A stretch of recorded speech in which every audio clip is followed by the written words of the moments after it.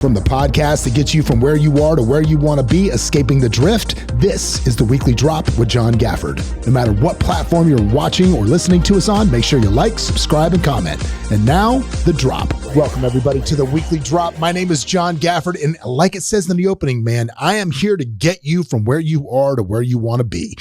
And The Weekly Drop is going to be my own little personal podcast for you guys once a week. It will drop every Thursday.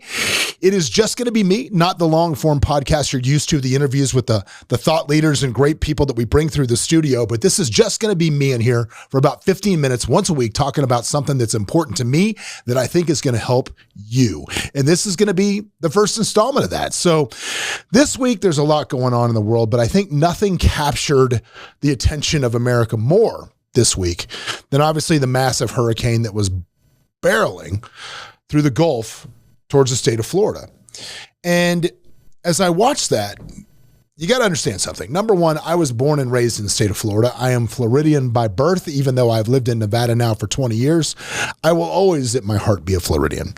And I've always been that guy. I mean, growing up there, we dealt with hurricanes. It's what we dealt with on a regular basis.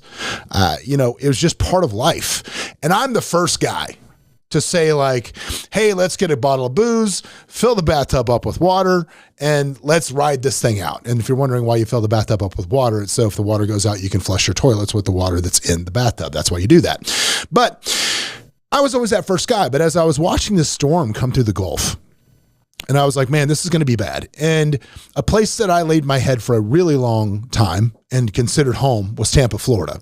And they have not had a hurricane like this come into the bay where it was going to spin the type of storm surge that they were projecting in like 100 years. It just hasn't happened. And so I was a little freaked out, and I was, I've been addicted to the Weather Channel for the last 24 hours watching this thing happen. And thank God, even though it was bad and there's a lot of damage, I don't think it's what it could have been when that thing was spinning as a Cat 5 out in the Gulf, what they were originally predicting it to be damage-wise. But even with that, even with knowing what was coming, right, and knowing the damage and devastation that was going to happen to that communities and did happen, I just know that the people that live in Florida are resilient in a way that they deal with these storms and deal with this stuff. I know, like my wife's like, I don't understand why people live here. I don't understand why they stay there. I don't understand why they do this. And it's like, because they have such a level of resilience when it comes to this, that they just grind through it and start over and go again. And it got me thinking about resilience. And I like to think that I'm something of an expert in that area. And I'll tell you why. When I was on The Apprentice many moons ago, after the show, several seasons later, the lead psychologist that worked on The Apprentice, Dr. Liza Siegel, she was writing a book called The Sweet Rules, or The Sweet Life, I think it was. S-U-I-T-E, like, because we lived in the suite. And she wanted to interview me. And I thought to myself, man, there's been like 7 seasons of this show. There's 18 contestants season. That's a lot of contestants. Why do you want to interview me? And when she was telling me why, she said, when you were applying to be on that show and everybody applied, they put you through the rigors of every test, personality test, IQ test, everything in the world, trying to figure out if you're going to be a good candidate. And by candidate, I don't mean the best employee. I mean, are you going to be good television is what they're looking for. Let's be honest. I probably wasn't the best job applicant they had to work for Donald Trump at the time, but I was damn good TV.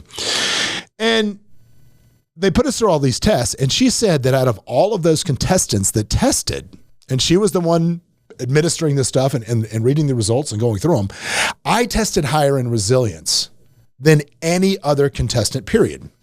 Meaning I just had this internal self-drive that no matter what was put in my way, I was just going to push through it. Something else this week happened. They wanted me to talk about resilience. My friend Maha, if you can go back and watch her full episode on the show, her book, 7 Rules of Self-Reliance. I'm going to plug it again for her. #1 right now on Amazon. So proud of Maha. This is a great read, and it talks about exactly what we're going to talk about today. But if you're somebody in your life that has struggled with resilience, wants to build a higher level of resilience, wants to flex that muscle, wants to get a little better in that department, this is for you. The next 10 minutes are for you. And I want to kind of talk about a couple of different things, ways to look at problems, at adversity, and things that happen to you so you can build up your resilience and be more resilient. The first one is the brick wall method. Now, everybody has problems in their life. Everybody has issues that come up. Everybody has things that happened. And how you frame, the first part of this is all in how you frame or perceive those problems. And a great way to look at it is look at something as, this is the brick wall. This is what I've been slammed against. This is rock bottom, if you will. This is the end of it. This is the thing that pivots me. I don't care what it is, job loss, losing a girlfriend, whatever it is. This is the thing that is going to pivot me into a new life. How many times in your life have you broken up with somebody and thought, I will never find a better person, only to find somebody elitely better coming down the pipe? How many times have you lost a job that you thought that was my dream job, only to have your true passion show up right around the corner? So next time adversity strikes you, and I know this one is really hard and it's hard to do, you've got to look at that as this is the moment. This is the crossroads. This is the pivot. This is the moment that something better is coming.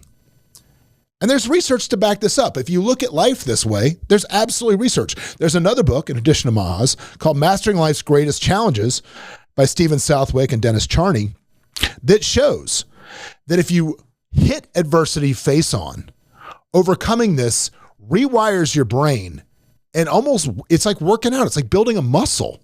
The more that you look at adversity in the face, the more your brain will get adept to dealing with it.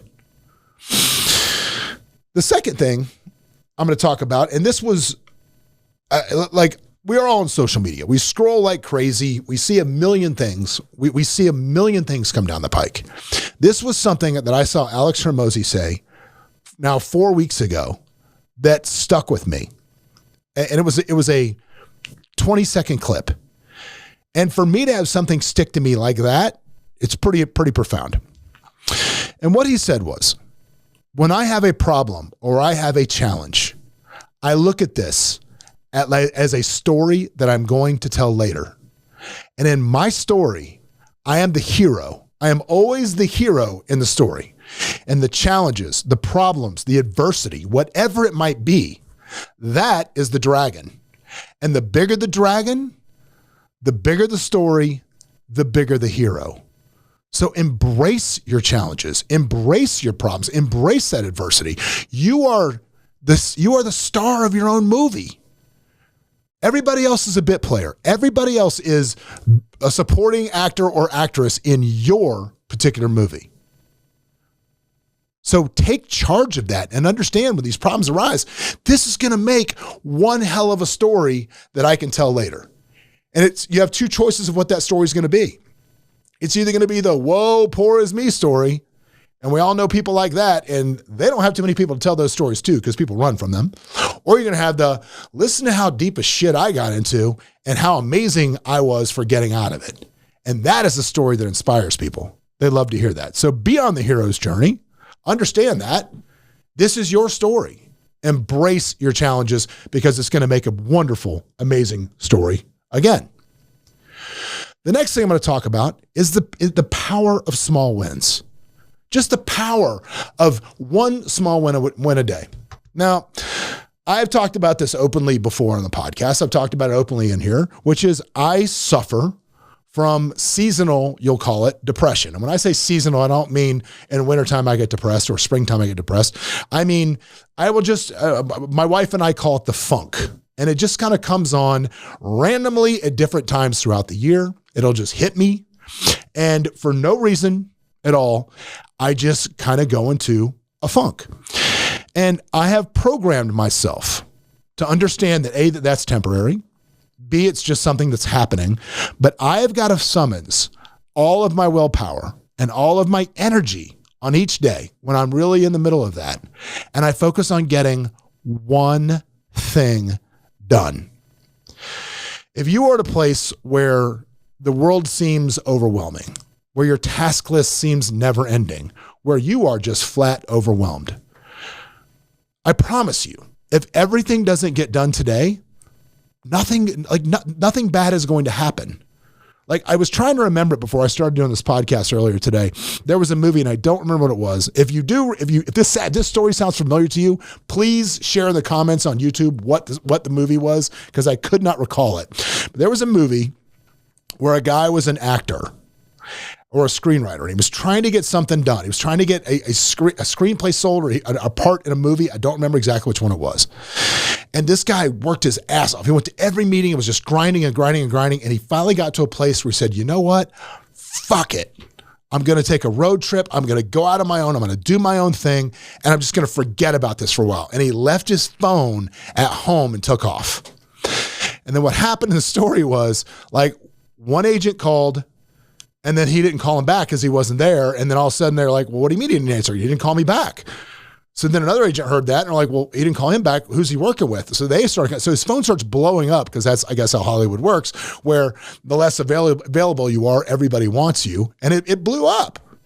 So my point is, to that story, sometimes letting go of the world, of all of these problems, and just focusing on one thing. And even if that's just you, if it's just, today I'm going to make my bed. Today I'm going to, I'm not going to get thin today, but I'm going to walk a mile today. Just do one thing. Everything that you have that is adversity of life, if you do one thing to chip away at that, it will eventually chop that mountain down. It's like they say, how do you eat an elephant? One bite at a time. The next thing I'm going to say is the reset button.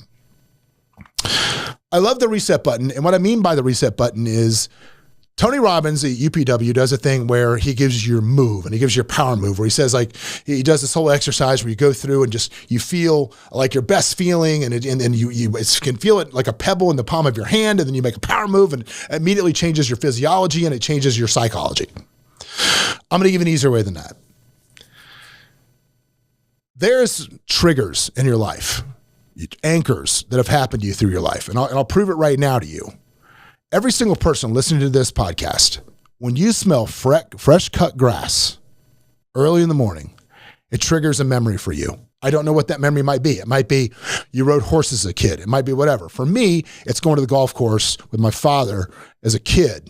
That always triggers that memory, always puts me in a good, happy mood. I love the smell of fresh cut grass. You have something like that in a song, in a picture, in a place, something you can use in moments of adversity to trigger you into a better state that will put you in a better place to deal with that adversity. So stop for a second. Don't let yourself get completely wound up. Hit the reset button and then move and deal with that stuff. They talk at length of this. Again, here's another great book. It's called Resilient, How to Grow an Unshakable Core of Calm, Strength, and Happiness by Rick Hansen. He talks about using mindfulness and triggers a lot in that book. If that sounds like something that is going to work for you, I highly recommend that book to you. The next one is using the power of your voice. A lot of people carry their adversity. They carry trauma, they carry problems, they carry issues. One of my dear friends, I'll leave him nameless. He just went to a retreat and literally was there for 7 days. And for 7 days, he did nothing but purge out every childhood trauma, everything in his entire life that had ever affected him negatively, through journaling, through role playing, through talking, through complete immersion in this. And I can tell you that letting the stuff go, getting it out, talking with others about it, changed him completely. He came back a completely different person than before he went to this. So if you're somebody that you feel like you're on a hamster wheel with some of your problems, things keep repeating themselves, trauma keeps happening to you, and it keeps happening again and again and again and again and again, I would venture to say that in some of those cases, you probably play a role in attracting some of that negativity back to yourself. So maybe look into purging some of those things so they stops that cycle.